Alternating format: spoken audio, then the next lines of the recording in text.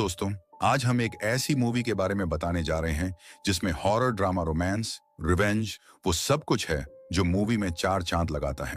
और ये मूवी रसिया और यूक्रेन के युद्ध के टाइम रशियन सोल्जर द्वारा यूक्रेनी महिलाओं के साथ किए गए दुर्व्यवहार को दर्शाती है। कहानी की शुरुआत होती है एक अंधेरी खौफनाक रात से, जहां एक घने जंगल में एक लेडी किसी से अपनी जान बचाकर इधर उधर भाग रही थी और ये काफी जख्मी भी थी। भागते भागते ये एक घर के पास आती है जहां लाल रंग की रोशनी दिखाई दे रही थी। इससे पहले कि ये कुछ समझ पाती, यहाँ एक काली परछाई आकर इस लेडी पर अटैक कर देती है और इसे गार्डन से पकड़कर ऊपर उठा लेती है। ये एंटिटी इस लेडी के सामने एंड्रे नाम लेती है और ये नाम सुन ये लेडी नींद से घबराई हुई जाग जाती है।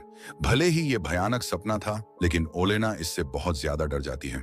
ओलेना को समझ नहीं आ रहा था कि आखिर सपने में वो एंटिटी था कौन और उसने एंड्राय नाम क्यों लिया। यही सब सोचकर ओलेना काफी डरने लगती है और फिर अपने फियांसे के पास जाती है जिसका नाम था एंड्री। ये दोनों एक साथ काफी खुश थे। एंड्री ओलेना दोनों कुछ हसीन मोमेंट्स एंजॉय करते हैं और यहाँ हम देख पाते हैं कि दोनों एक दूसरे से बेहद प्यार करते हैं और जल्दी शादी के बंधन में भी बंधने वाले हैं और दोनों फिलहाल यूक्रेन में एक साथ रहते हैं। एंड्री ओलेना के लिए नाश्ता वगैरह बनाकर अपने काम पर चला जाता है, लेकिन अब भी ओलेना के दिमाग में वही बुरा सपना घूम रहा था, इसलिए ये अपनी आंटी को कॉल करती है जिनका नाम येवदोकिया था।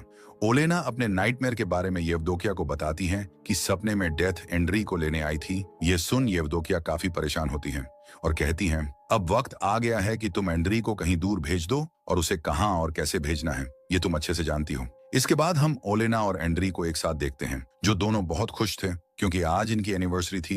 ये दोनों इस सेलिब्रेशन के लिए एक छोटी सी पार्टी रखते हैं और एक दूसरे के साथ अपनी फीलिंग्स शेयर करते हैं और फिर इंटीमेट होते हैं। लेकिन इनकी ये खुशी जल्द ही दुहक में तब्दील हो जाती है क्योंकि ये साल था 2022 का, जब रूस यूक्रेन पर हमला कर देता है और रूसी सैनिक यूक्रेन में घुस आते हैं। ये एक्टिविटीस्ट और अथॉरिटीज को किडनैप कर लेते हैं। रूसी सैनिकों की वजह से यूक्रेन के आम लोग भी काफी डरे हुए थे, इसीलिए ये अपने अपने घरों में छुप कर रहते हैं। इधर एंड्री और ओलेना भी अपनी जान बचाने के लिए यहाँ से भागने का फैसला करते हैं, लेकिन इस वक्त यूक्रेन की हर जगह रूसी सैनिकों के अंडर में थी, इसलिए ओलेना एंड्री से कहती हैं कि हमें आंटी येवदोकिया के पास चले जाना चाहिए क्योंकि आंटी येवदोकिया का घर शहरी इलाके से दूर जंगल के बीचों बीच सुनसान जगह में बना हुआ था। ये घर वर्ल्ड वॉर के टाइम पर भी था जहां कोई भी सैनिक नहीं पहुंच पाया था, इसीलिए ओलेना एंड्री से वहीं चलने की जिद करती है और एंड्री भी मान जाता है और दोनों गाड़ी में बैठकर जा ही रहे होते हैं कि रास्ते में कुछ रूसी सैनिक इनकी गाड़ी रोक लेते हैं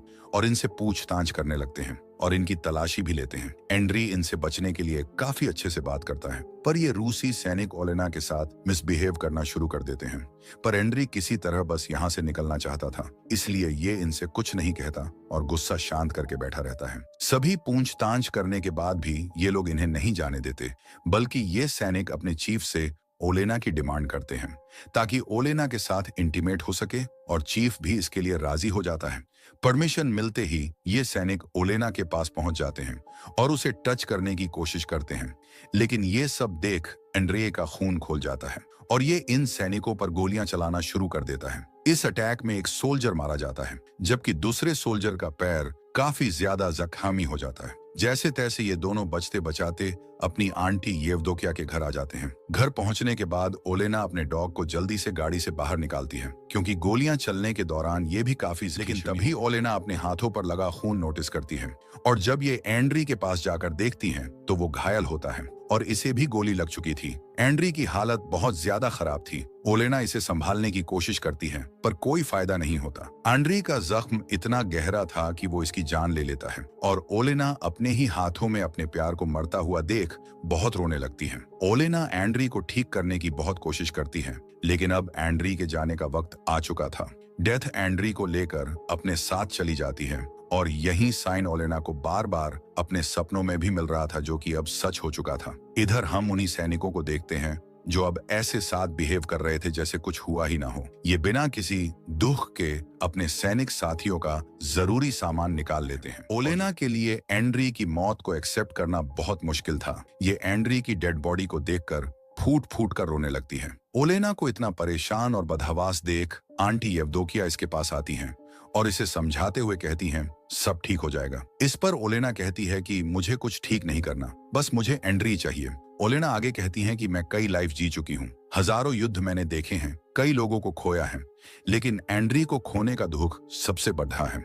मैंने पहली बार एडीएनआरआई के साथ एक नॉर्मल लड़की बनकर प्यार को फील किया था, लेकिन मुझसे ये खुशी भी छीन ली गई। ओलेना फैसला करती हैं कि जिन लोगों की वजह से एंड्री की जान गई है, अब वो उनको भी सुकून से नहीं जीने देगी, बल्कि उन्हें तड़पा कर मौत की नींद सुलाएगी। ओलेना कहती हैं कि मैं उनका जीना इतना मुश्किल बना दूंगी कि उन्हें जिंदगी से ज्यादा मौत आसान लगेगी। इतना कहकर ओलेना यहाँ से जाने लगती हैं और आंटी येवदोकिया से एंड्री की डेड बॉडी जलाने को कहती हैं, जबकि खुद कुल्हाड़ी लेकर यहाँ से घर में बनी एक सीक्रेट दीवार के पास चली जाती है। इसमें ब्लैक मैजिक और सुपरनैचुरल चीजें मौजूद थीं, जो कि काफी खतरनाक थीं। ओलेना एक मैजिकल मिरर के सामने जाकर खड़ी हो जाती हैं और एक एक कर अपने सारे कपड़े उतार देती हैं।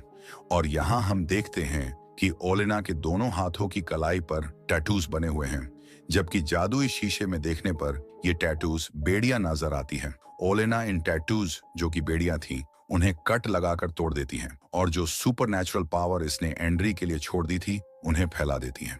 बड़ियों से आजादी मिलते ही इसके शरीर में कुछ चेंजमेंट होना शुरू हो जाते हैं और हम देखते हैं कि ओलेना की बॉडी में खास तरह की पावर दौड़ने लगी है। ये पावर वापस मिलते ही ओलेना काफी पावरफुल और खतरनाक हो जाती है और अब ये पूरी तरह से अपने दुश्मनों से बदलना लेने के लिए तैयार होती है। ओलेना कोई नॉर्मल लड़की नहीं थी, बल्कि ये एक विच थी जो इस चुड़ैलों की दुनिया से दूर एंड्री के साथ जिंदगी गुजारना चाहती थी, पर ऐसा नहीं हो पाया, इसीलिए ये इस दुनिया में वापस आ गई। इधर हम रूसी सैनिकों को देखते हैं, जिनका चीफ बताता है कि खाने की सप्लाई अभी नहीं हो पाएगी, क्योंकि जो खाने का ट्रक था वो यूक्रेन ने रोक लिया था। इसलिए चीफ इन सब से कहता है कि अब तुम लोग बिल्कुल आजाद हो, तुम्हें जैसे भी खाना लाना है तुम इसके लिए फ्री हो, तुम किसी को भी मार सकते हो। ये सब सुनकर सैनिक बहुत खुश होते हैं और अलग होकर खाना ढूंढने के लिए निकल जाते हैं। कुछ सैनिक एक घर में खाना ढूंढने जाते हैं, जहां एक बूढ़ा आदमी इन्हें यहाँ से भगाने लगता है, लेकिन ये रूसी सैनिक इस बुजुर्ग आदमी को ही मार देते हैं और इसके घर में जबरदस्ती घुस जाते हैं, जहां इन्हें इस बूढ़े आदमी की बेटी दिखाई देती है, जिसका नाम था काटिया। केटी को देखकर ये सैनिक इसे बंधी बनाने की कोशिश करते हैं, लेकिन काटिया किसी तरह इनसे बचकर यहाँ से भागने लगती है, पर कोई फायदा नहीं होता, क्योंकि ये सैनिक जल्द ही इसे बेहोश कर देते हैं और एक सैनिक मौके का फायदा उठाकर कैटिया के साथ गलत काम करने लगता है। जब कैटिया को फील होता है तो ये होश में आ जाती है और जोर से चीखने चिल्लाने लगती है, लेकिन ये सैनिक इस पर बिल्कुल रहम नहीं करता। वहीं दूसरी तरफ कुछ सैनिक मौज मस्ती के लिए एक घर पर शूट करने लगते हैं। जब एक लेडी ये सब देखती हैं, तो इन सैनिकों को समझाते हुए कहती हैं कि तुम लोग इंसान हो, इंसान ही बनकर रहो, जानवरों जैसे बर्ताव मत करो। लेडी की ये बात सुन सैनिकों को काफी गुस्सा आता है और ये इसे शूट कर मौत की नींद सुला देते हैं। इसके बाद ये लोग एक कैंप के पास पहुंचते हैं। यहीं काटिया को भी लाया जाता है ताकि सभी सोल्जर्स का मनोरंजन हो सके, लेकिन तभी हम ओलेना को देखते हैं, जो कि खून से एक रिचुअल परफॉर्म करती हैं। ये उस सैनिक पर किया गया था जिसको अंद्रिया ने गोली मारकर एक पैर जख्मी कर दिया था। ओलेना के इस रिचुअल से इस सैनिक का जख्मी पैर और ज्यादा घायल हो जाता है। इसमें बहुत ज्यादा दर्द होता है, जिसे बर्दाश्त कर पाना बहुत मुश्किल था। और फिर इस सैनिक के मुंह से बालों का गुच्छा और एक पेपर का टुकड़ा बाहर निकलता है, जिस पर लिखा था कि ये जंगल तुम सब की कब्र बन जाएगा। ये सब पढ़ने और देखने के बाद ये सोल्जर बहुत ज्यादा डर जाता है और इसकी हालत इतनी खराब हो जाती है कि ये यहीं मर जाता है। इधर चीफ को भी सपने में ओलेना खून से सनी हुई दिखाई देती है, जो इन सब को मारने की बात कहती है। ये देख चीफ काफी घबरा जाता है और सोल्जर्स से काटिया को यहाँ से दूर ले जाने के लिए कहता है। चीफ की बात मानकर सोल्जर्स काटिया को एक सुनसान जगह पर फेंक देते हैं और यहीं ओलेना भी आ जाती है, जो काटिया से पूछती हैं कि क्या तुम्हें बदला चाहिए। काटिया कोई जवाब नहीं देती, लेकिन उसकी आंखों में छुपा दर्द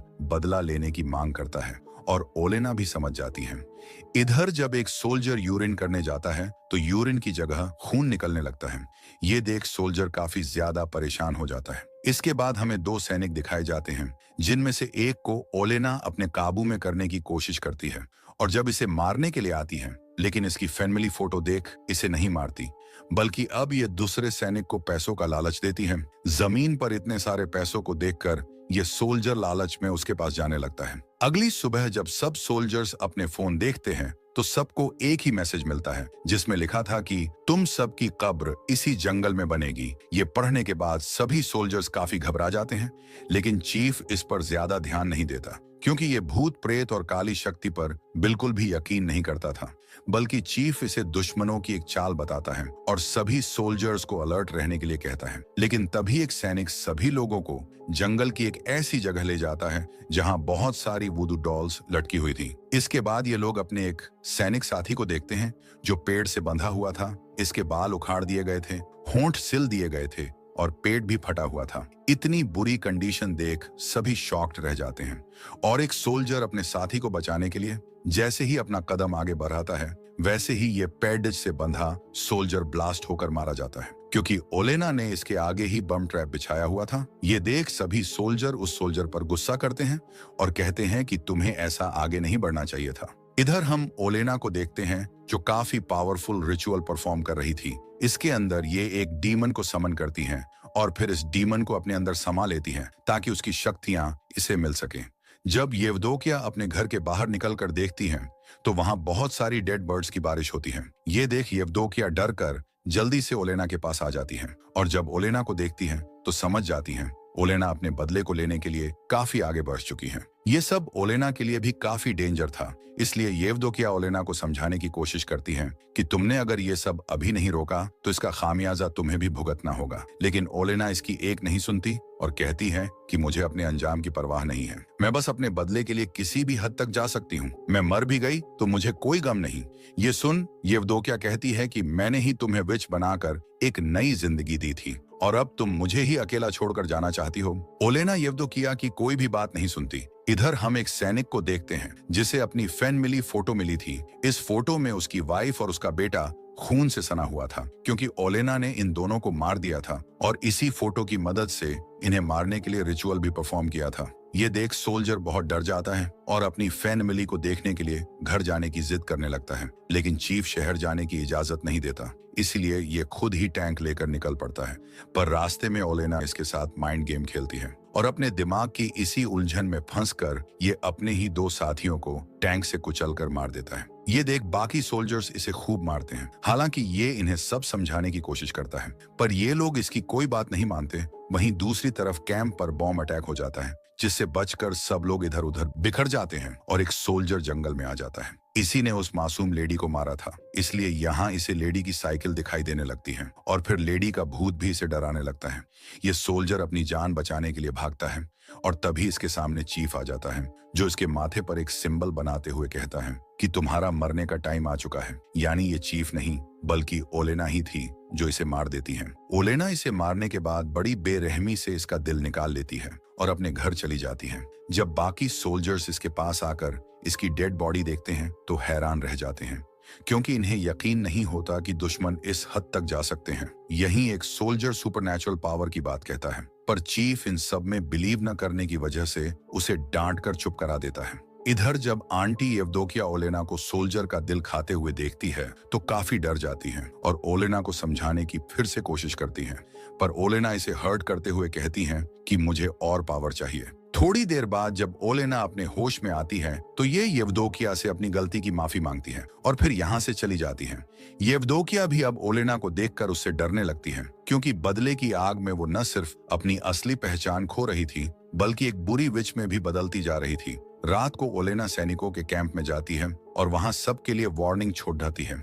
अगली सुबह जब सोल्जर्स मरे हुए सैनिकों की बॉडी जगह पर नहीं देखते हैं तो काफी घबरा जाते हैं और जल्दी डेड बॉडीज को ढूंढने निकल पड़ते हैं और आगे बढ़ने पर इन्हें वो डेड बॉडीज पेड़ पर लटकी हुई दिखाई देती हैं। ये सब देख एक सोल्जर इतना ज्यादा डर जाता है कि ये खुद को ही मार लेता है क्योंकि ये ओलेना के हाथों नहीं मरना चाहता था, इसलिए ये ओलेना का सामना करने से अच्छा खुद को ही खत्म कर लेता है। इसके बाद उस सोल्जर को दिखाया जाता है जिसने कटिया के साथ गलत काम किया था। इसके प्राइवेट पार्ट से कीड़े मकोड़े निकलने लगते हैं और ये दर्द से बुरी तरह तड़पने लगता है और खुद को बचाने के लिए ये कटिया के घर ही पहुंच जाता है, जहां कटिया अपना बदला लेने के लिए इसे मारने ही वाली होती है कि ये सोल्जर इसके सामने गिड्ड गिद्धाने लगता है और कटिया इसे नहीं मारती। लेकिन तभी ये सोल्जर अपनी गन उठाकर कटिया को मारने ही वाला होता है कि कटिया इसे मार देती है। वहीं दूसरी तरफ ओलेना सभी सोल्जर्स को दिखाई देती है जिसे पकड़ने के लिए सब इसका पीछा करते हैं और दो सैनिक तो आपस में ही भिड़ जाते हैं। और एक दूसरे को मार देते हैं, जबकि चीफ और बाकी सैनिक ओलेना को शूट करने लगते हैं, जिससे ओलेना काफी जख्मी हो जाती है और ये जान बचाने के लिए तुरंत घर आ जाती है। येवदोकिया ओलेना के शरीर से बुलेट्स निकालती हैं और कहती हैं कि हर एक मौत का बदला तुम्हें खुद चुकाना होगा और आखिरी चीफ को मारने के साथ तुम भी खत्म हो जाओगी, क्योंकि यही डील ओलेना ने कर रखी थी। येवदोकिया अब भी इस खेल को यहीं रोकने के लिए कहती हैं, पर ओलेना नहीं मानती।